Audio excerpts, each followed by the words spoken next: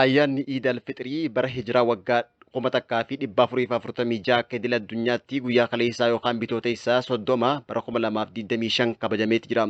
Ayyaanni baatii kabajamtuu fi jaalatamtuu baatii soomanaa kun alada kaleessaa akka Itoophiyaattis magaalaalee biyyattiitii fi baadiyyaa kutaalee garagaraatti haala ho'aatiin yoo kabajamu ayyaanni Iid al-Fixrii bara hijiraa waggaa 1446 kun magaalaa Finfinnee, Dirree Dhawaa, Harar, Hawaasa, Dasee, Adaamaa fi magaalaalee Itoophiyaa gurguddoo keessatti haala adda ta'een hordoftoota amantaa Musliimaa miiliyoonotaan kabajameeti jira.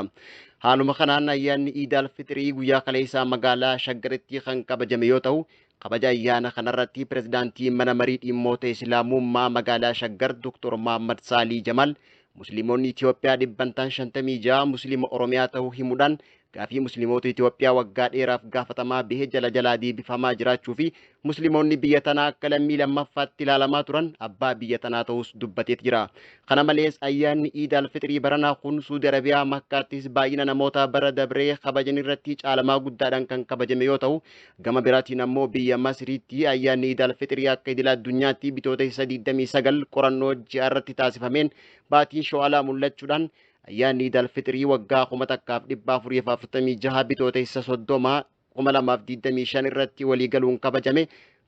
kana fudhachuu diduudhaan guyyaarraa maarchii 30 takka yookaan bitootessa 30 takka bara 2025 kabajaniiti jiran. Kunis katee qorannoo Suudi Arabiyaan ji'a irratti taasiftuun deemna odoon taane akka ajaja ergamaa rabbiitti argii furii argii soomanitti amanna jechuudhaan hawaasni musliimaa biyya isaanii Quraanaa fi ajaja ergamaa rabbii malee tarsiimoo amantaatiin Suudii jala kan hin deemne tahuu mootummaan biyya Masrii beeksisuudhaan ayyaana kana 30 odoo hin guunne qaama iida jee manaa bahu irratti tarkaanfii fudhachuu labseen ummanni musliimaa biyya Masrii jiraatu guyyaa kaleessaa soomanaan ooluudhaan guyyaa irraa ammoo ayyaana kabajaa oolaniiti jiran.